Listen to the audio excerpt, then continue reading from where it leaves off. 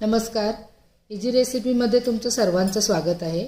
आज आहे साखर चतुर्थी. त्यासाठी मी गणपती बाप्पांची पूजा करणार आहे. 9:04 मुहूर्त म्हणजे चंद्रोदय होता आणि त्यावेळेसच मी ही पूजा करायला घेतलेली आहे.